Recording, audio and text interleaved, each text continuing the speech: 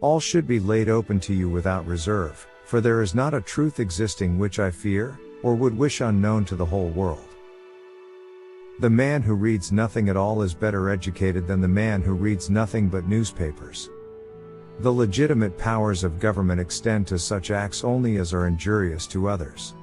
It does me no injury for my neighbor to say there are 20 gods or no God. It neither picks my pocket nor breaks my leg. Honesty is the first chapter of the book Wisdom.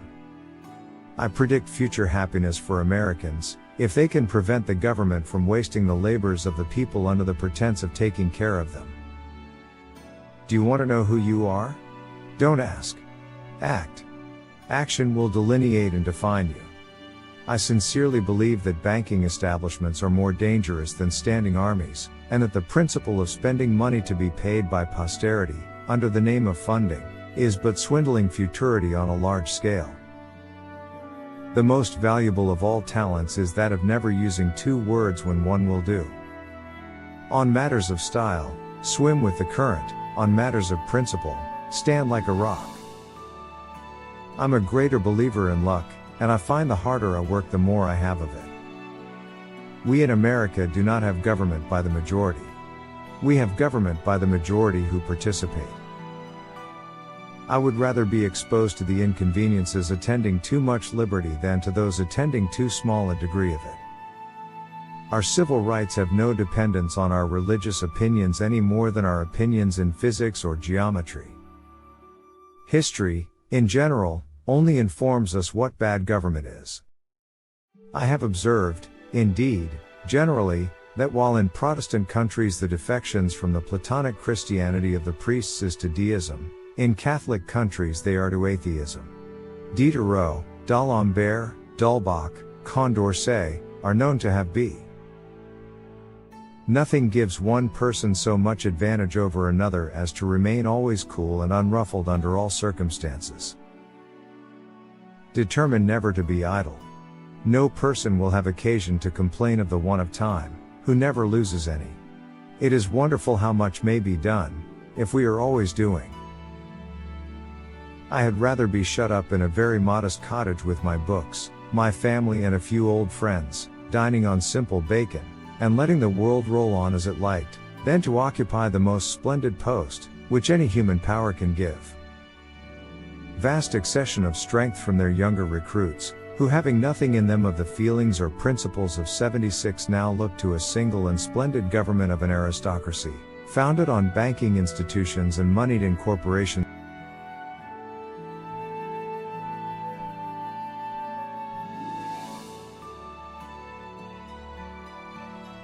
If a nation expects to be ignorant and free, in a state of civilization, it expects what never was and never will be.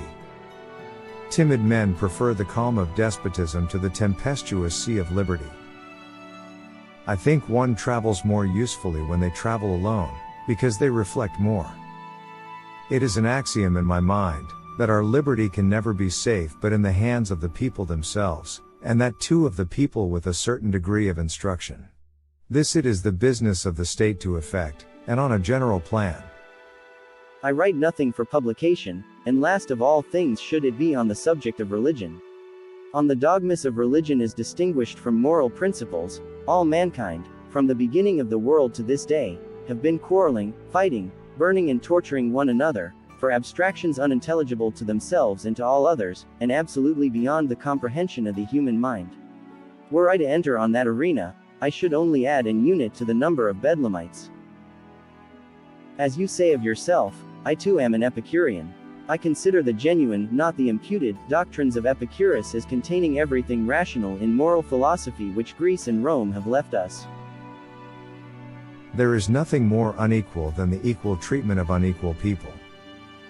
If you want something you've never had, you must be willing to do something you've never done. The equal rights of man, and the happiness of every individual, are now acknowledged to be the only legitimate objects of government. Do not bite at the bait of pleasure till you know there is no hook beneath it. I was bold in the pursuit of knowledge, never fearing to follow truth and reason to whatever results they led.